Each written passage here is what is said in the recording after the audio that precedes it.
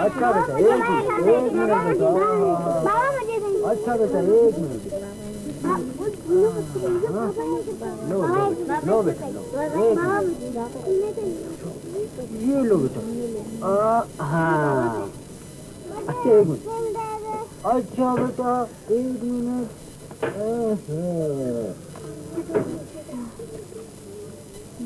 ये लो बेटा। चलो चलो। ये क्या तमाशा बना रखा है तूने? कैसा तमाशा बेटे? ये तमाशा नहीं तो और क्या है?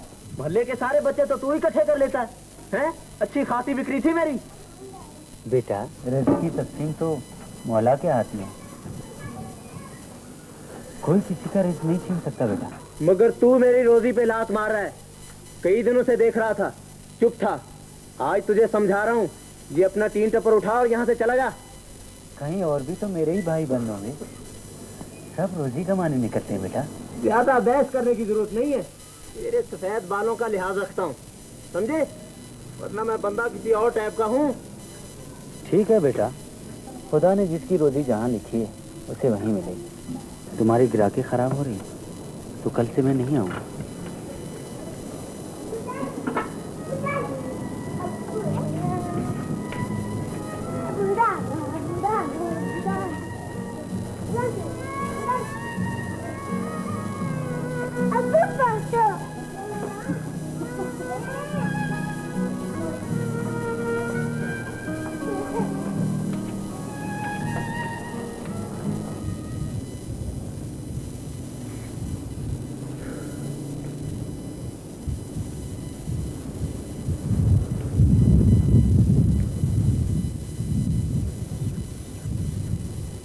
अस्सलाम वालेकुम।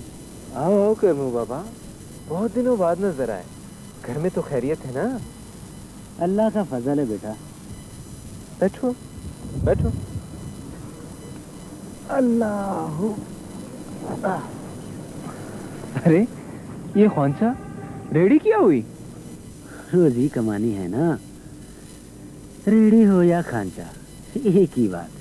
वो तो ठीक है बाबा, लेकिन रेडी में आमदन ज्यादा थी, फिर चलना फिरना भी नहीं पड़ता था ज्यादा। तुम्हें तो पता है रहीम बख्श, मेहनत से मैं कभी नहीं घबराया। बच्चों के लिए 4 पैसे कमाने की आस ने बुढ़ापे का एहसास ही खत्म कर दिया। अब तो यही ख्वाहिश है कलसूम अपने घर के हो जाए। कहाँ तक पहुंची बात? उनकी तरफ से कोई देर नहीं है, देर हमारी तरफ से है। बेटी की शादी का मामला है रहीम बख्श, कोई मजाक तो है नहीं। कोई जमा पूंजी है नहीं हमारे पास। रोज की रोज जो कमाते हैं वो ही पूरा नहीं पड़ता। मेरा शुक्र है उस मालिक का। कैसी चल रही है गफूरे की पढ़ाई? ठीक ही है, शौक बहुत है पढ़ाई का उसे, आगे जो उसके नसीब। अरे फूल तो बड़े खूबसूरत लग रहे हैं, बड़ी मेहनत की रे तूने। फूल तो होते ही हैं खूबसूरत करमू बाबा, बाहर का जो मौसम है। हाँ बाहर का मौसम है। सोच रहा हूँ रहीम बख्श, क्यों ना फूलों का ही काम शुरू कर दूं।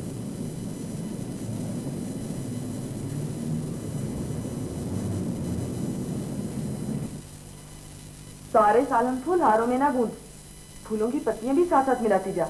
लेकिन माँ इसका तो हाथ बहुत भद्दे लगेंगे, फेंकने के लिए तो नहीं ना होती ये फूलों की पत्तियां। माँ इन पत्तियों से गुलकंद भी बनती है ना? वो ऐसे थोड़ी बनती है, उसे तो हकीम लोग बनाते हैं बड़ी हिकमत से। पता नहीं कौन कौन सी मशीनों में डालते हैं, उबालते हैं, फिर चीनी डालते हैं। सफेद वाली चीनी माँ? हाँ बेटा सफेद वाली, दवाओं में वही इस्तेमाल करते हैं। मगर वो तो बहुत महंगी होती है बाबा। चल चल काम कर। माँ इससे कोई काम कहता तो बातें करने लगता है। हाँ और जैसे तुम तो बड़ी खामोश रहती हो ना। ओह वाह, देखा तुम लोगों की बक बक में धागे फिर उलझ गए।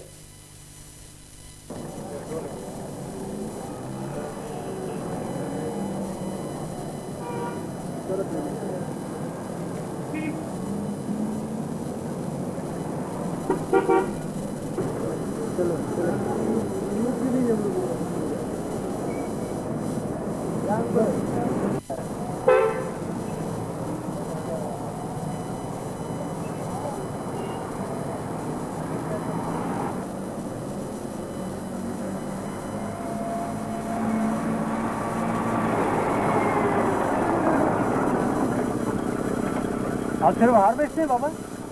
गुलदस्ता नहीं है आपके पास?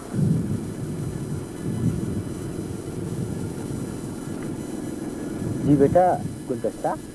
हाँ बाबा, मसलन कोई आपका पेशेंट हो, आप उसकी तीमारदारी के लिए जाते हैं, तो क्या लेके जाएंगे आप? मैं तो दुआ लेकर जाऊंगा बेटा। वो तो ठीक है बाबा, मगर गुलदस्ता किसी मरीज के सराहने पड़ा हो तो आधी बीमारी वैसे ही खत्म हो जाती है।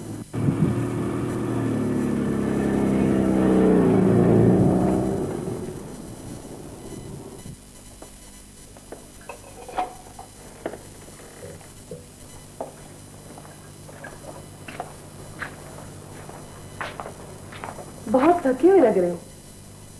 कितने बिके? सिर्फ 2। सारे दिन में सिर्फ 2 हार बेच कर आए हो? इसे तो अच्छा था वही टॉफियां ही बेचते रहते। सबर फातिमा, सबर। रोजी रसा से गिले शिकवे अच्छे नहीं लगते। पहला दिन था, आहिस्ता आहिस्ता सब ठीक हो जाएगा। सब ठीक हो जाएगा। तुम्हें क्या पता मेरे दिल पे क्या गुजरती है। आज लड़के वाले फिर आए थे। क्या कहते थे? जल्दी कर रहे थे, और क्या कहना था उन्होंने। लड़के का मामू कह रहा था कि अगर तारीख जल्दी तय नहीं हुई, लड़कियों की कोई कमी नहीं हमें।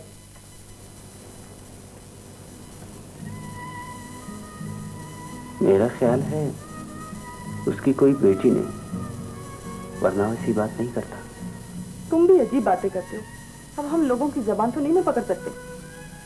खुद सोचो फातिमा, मैं क्या करूं? जो मेरे बस में वही कर सकता हूं ना। डाका तो नहीं डाल सकता, चोरी तो नहीं कर सकता। खुद सोचो ना फातिमा।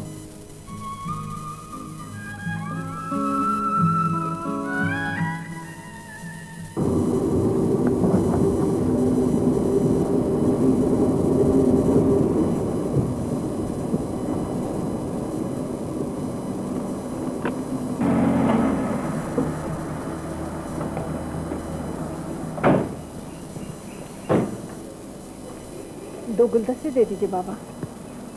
अच्छा, ये लीजिए।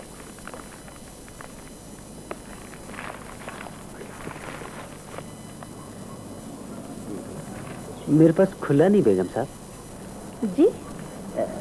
मेरा मतलब इन पैसों का भान नहीं मेरे पास। कोई बात नहीं, मैं वापसी में ले लूंगी।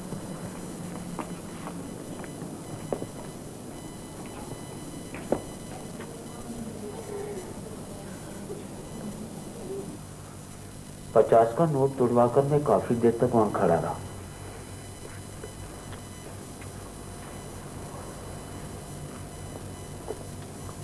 लेकिन वो नहीं आई। बेगम साहबा ने आपको बख्शिश कर दी होगी बाबा। बख्शिश को मेरा दिल कबूल नहीं करता बेटा, तभी तो होटल की बेरागिरी छोड़ दी थी मैंने। उसने कपड़े तो बहुत अच्छे पहन रखे होंगे ना बाबा। बहुत अच्छे। खुद भी इतनी प्यारी थी बेटी, उसे देख के मुझे तू ही याद आ गई। कल उसे ढूंढकर उसके बकाया पैसे से वापस कर देना बाबा। मगर वो 7 रुपए तो उसमें से मैंने खर्च कर लिए हैं। कोई बात नहीं, मैं रहीम बख्श से उधार ले लूंगा, लेकिन कल उसके पैसे वापस जरूर करूंगा।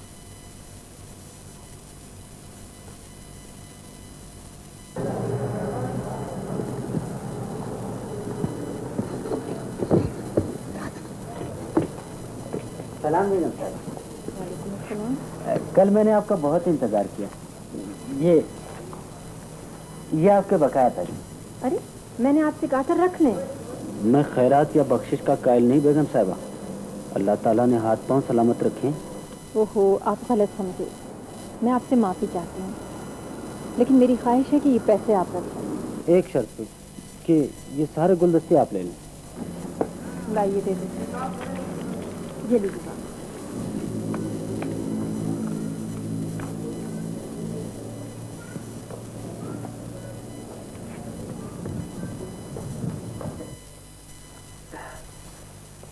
मेरी तो समझ में नहीं आता ये सब क्या है। कौन है वो? क्यों इतनी मेहरबान है तुम पर? क्या मकसद है उसका? मैं खुद हैरान हूँ फातिमा। बहरहाल अजनबियों पर इतनी जल्दी एतबार नहीं करना चाहिए। क्यों इतने पैसे दे देती है? और भी तो दौलतमंद लोग हैं, वो क्यों नहीं करते ऐसा तुम्हारे साथ? अपना अपना अंदाज होता है नेकबख्त। बाबा वो है कितनी बड़ी? मेरे जितनी होगी? तुझसे कुछ बड़ी, कद का बिल्कुल तेरे जैसा, और चेहरा मासूम बच्चों जैसा। आपने उसका नाम नहीं पूछा बाबा? उसने मोहलत ही कब दी कि मैं नाम और पता पूछता। मैं तो उसे काफी देर तक ढूंढता रहा, लेकिन वो नहीं मिली। कुलसुम की अब्बा, मुझे तो कुछ और ही शक हो रहा है। मुझे तो वो कोई भटकी हुई रूह मालूम होती है। कैसी बच्चों जैसी बातें करती है। रूहें कारों में आती है, मार्केटों में खरीदारी करती है कल की बात। तुम कुछ भी कहो, मेरा दिल नहीं मानता। मैं तो कहती हूँ कल सारा दिन उसे ढूंढो और उसकी रकम उसे वापस कर दो। भले कोई हार दिखे या ना दिखे, लेकिन ये रकम उसे वापस कर दो।